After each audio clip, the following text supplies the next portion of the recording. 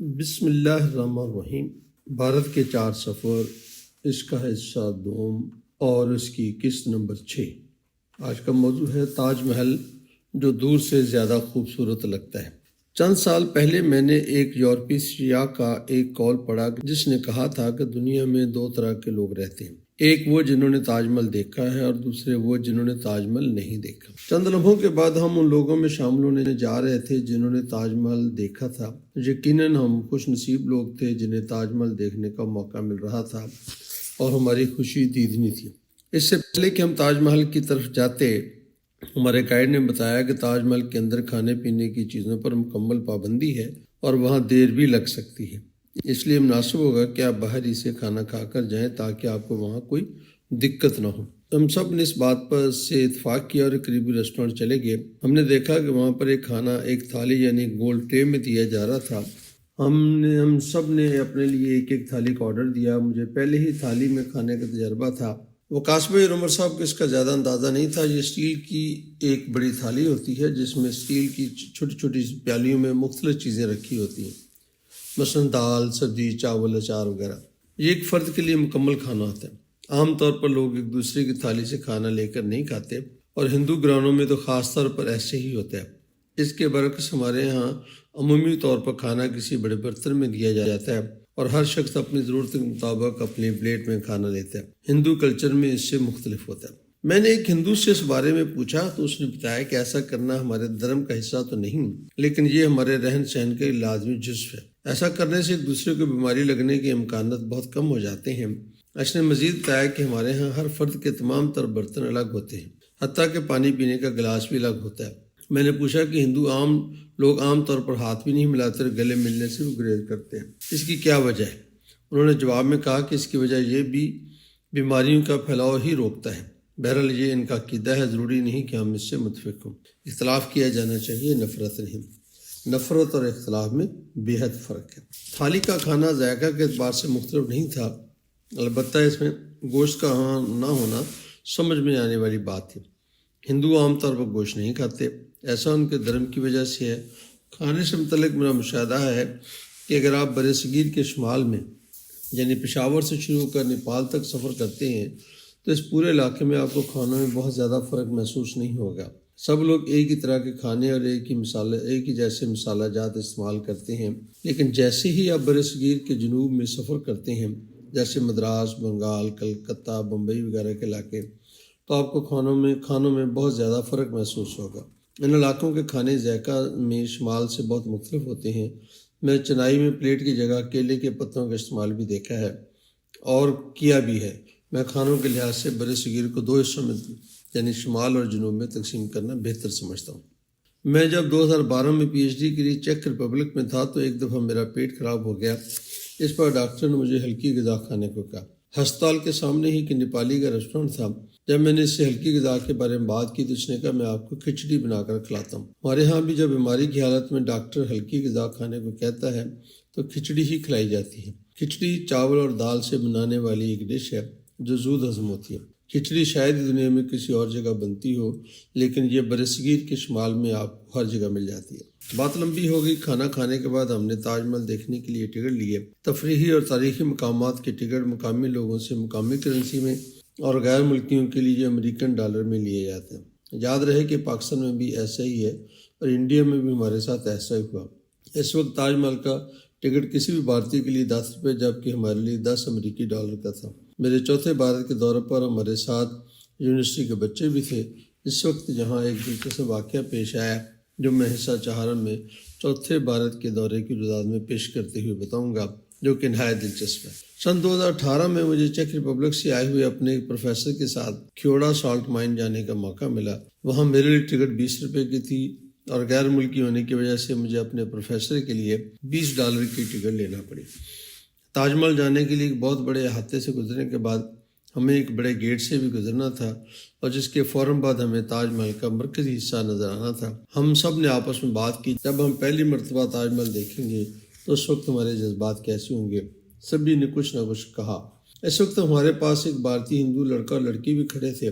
انہوں نے بھی ہماری بات سن لی ہماری بات سن کر لڑکی بولی کہ تاج محل محبت کی نشانی کے طور پر بنایا گیا ہے، اور جو لوگ آپس میں محبت کرتے ہیں ان کو مشورہ دیا جاتا ہے کہ جب آئیں تو انہیں یہ دعا مانگنی چاہیے کہ ان کی محبت بھی ایک بادشاہ اور ملکہ جیسی ہو جائے۔ لڑکی نے مزید کہا کہ ہم اپنی آنکھیں بند کر کے پہلے والے بڑے دروازے سے گزریں گے، اور جب ہمیں معلوم ہو جائے گا کہ ہم دروازے سے اندر آ گئے ہیں تو پھر ہم آنکھیں کھولیں گے اور ایک دوسرے کی آنکھوں میں آنکھیں ڈال کر دیر تک ایک دوسرے کو دیکھتے رہیں گے۔ میں نے حیرانی سے پوچھا کہ کیا یہ عام بات ہے، اور اکثر جوڑے ایسے ہی کرتے ہیں؟ جواب میں لڑکی نے کہا یہ بات اتنی عام تو نہیں ہے، مگر اکثر لوگ ایسا ہی کرتے ہیں، اور ابھی ہماری شادی نہیں ہوئی، ابھی تو محبت کا ہی دور چل رہا۔ مجھے محسوس ہوا کہ ایسا منظر نہایت ہی دلچسپ اور انوکھا ہوگا، اسی وجہ سے میں اپنے دونوں دوستوں سے پیچھے ہی رک گیا تاکہ میں یہ منظر دیکھ سکوں۔ میں نے دیکھا کہ جیسے ہی انہوں نے بڑا دروازہ پار کیا، ایک دوسرے کی طرف آنکھیں بند کر کے کھڑے ہو گئے، پھر ایک دم سے انہوں نے اپنی آنکھوں سے ہاتھ اٹھائے اور بڑی دیر تک ایک دوسرے کو دیکھتے رہے۔ جب اس کام سے تک گئے تو ان کی آنکھوں میں پانی کے قطرے بہنے لگے۔ پھر انہوں نے تاج محل کو خوب جی بھر کے دیکھا اور اپنے دل میں محبت کے ارمانوں کو سمایا، اور پھر ہماری طرح تاج محل کو دیکھنے میں گم ہو گئے۔ جب لڑکے نے دیکھا تو میں دیکھ رہا ہوں تو اس نے مسکرا کر مجھے کہا کہ ہم تاج محل تو نہیں بنا سکیں گے، لیکن یہاں سے جاتے ہوئے پتھر کے بنے تاج محل کے ماڈل ضرور لے کر جائیں گے اور اسے یاترا کی نشانی کے طور پر سنبھال کر رکھیں گے۔ میں نے کہا آپ میں سے کون اس ماڈل کو سنبھالے گا، کیونکہ ابھی تو آپ کی شادی نہیں ہوئی؟ لڑکے کا جواب لاجواب تھا۔ اس نے کہا شادی سے پہلے میں اور شادی کے بعد یہ۔ اس پر لڑکی نے پیار بھرے انداز میں لڑکے کی طرف گور کر کہا وہ شاید یہ کہہ رہی ہو کہ مرد سارے ایک جیسے ہی ہوتے ہیں۔ پھر ہم سب تاج محل کے تاج کو دیکھنے چل پڑے، جسے دیکھنے اس وقت وہاں پہلے ہی سے ہزاروں لوگ موجود تھے۔ کچھ ہی دیر میں یہ جوڑا بھی اسی بھیڑ میں گم ہو گیا، لیکن میری زندگی میں ایک یادگار واقعہ کا اضافہ ہو گیا جو مجھے اب بھی یاد ہے۔ تاج محل پر پہلی نظر۔ تاج محل میں داخل ہونے کا ایک ہی بڑا راستہ ہے جس سے سب لوگ داخل ہوتے ہیں، جیسے مشرقی دروازہ کہتے ہیں۔ ویسے تو یہ دروازہ تاج محل کے جنوب میں واقع ہے، لیکن یہ مشرقی دروازے کے نام سے مشہور ہے۔ اب جیسے ہی اس دروازے سے اندر داخل ہوتے ہیں تو آپ کو تاج محل کی عمارت دکھائی دیتی ہے، جس کے آگے ایک وسیع علاقہ ہے جو چار باغ کہلاتا ہے۔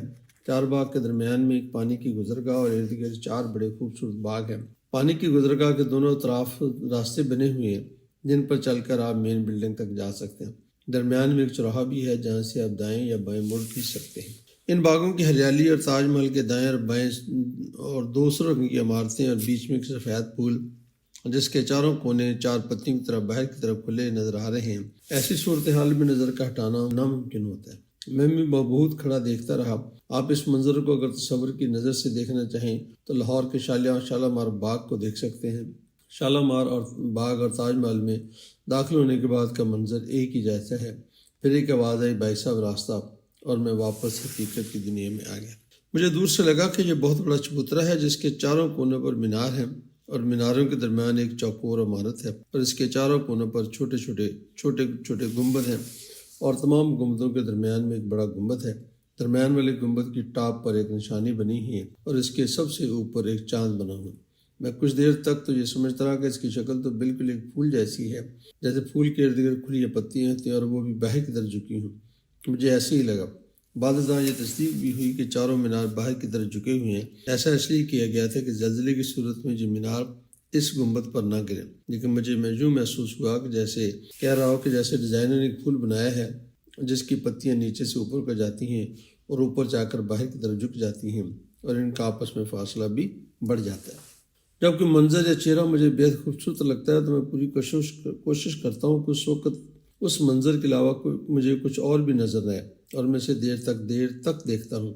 اس طرح یہ منظر یا چہرے کی تصویر میرے دماغ میں نقش ہو جاتی ہے۔ ایسے منظر کو دوبارہ دیکھنے کے لیے مجھے کسی تصویر کی ضرورت نہیں ہوتی، بعض ازاں جب میں چاہوں آنکھیں بند کر کے اس منظر سے دوبارہ لطف اندوز ہو سکتا ہوں۔ ایسا ہی میرے ساتھ وہاں ہوا۔ میں تاج محل کو کافی دیر تک ٹکٹکی باندھے دیکھتا رہا، کوشش کے باوجود ارد گرد کچھ نہ دیکھ سکا۔ اس کا اثر یہ ہوا کہ آج بھی وہ منظر میرے دماغ پر نقش ہے۔ اگر میں چاہوں آنکھیں بند کر کے اس کی تصویر بنا سکتا ہوں۔ میں نے بارہا ایسے مناظر کے اسکیچ بھی بنائے ہیں، اس لیے مجھے ایسے منظر تا دیر یاد رہتے ہیں۔ ایک مرتبہ 1978 کی بات ہے، میں بعد نماز عصر سید مودودی رحمۃ اللہ علیہ کی محفل میں موجود تھا، اور میں نے کوئی سوال نہیں پوچھا لیکن انہیں ٹکٹکی باندھے دیکھتا رہا۔ ان کا کرسی پر بیٹھنا، سوالوں کا جواب دینا، نماز میں شریک ہونا وغیرہ اب تک مجھے تفصیل سے یاد ہے۔ اس کے علاوہ بھی چند چہروں کو میں نے اسی نقطۂ نظر سے دیکھا، آج بھی ان کو یاد کر کے حظ اٹھاتا ہوں۔ میں مشرقی گیٹ پر ہی رک گیا اور میرے دونوں ساتھی آگے نکل گئے۔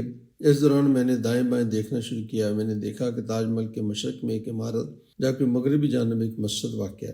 تاج محل کے 3 اطراف میں مختلف عمارتیں ہیں اور چوتھی طرف دریائے جمنا بہتا ہے۔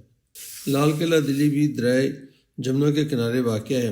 اگر آپ نقشہ میں دیکھیں تو آپ کو معلوم ہوگا کہ دریا تاج محل کے شمال سے گزرتا ہے، لیکن ایسا لگتا ہے جیسے اس کا رخ موڑ کر تاج محل کے پاس سے گزارا گیا۔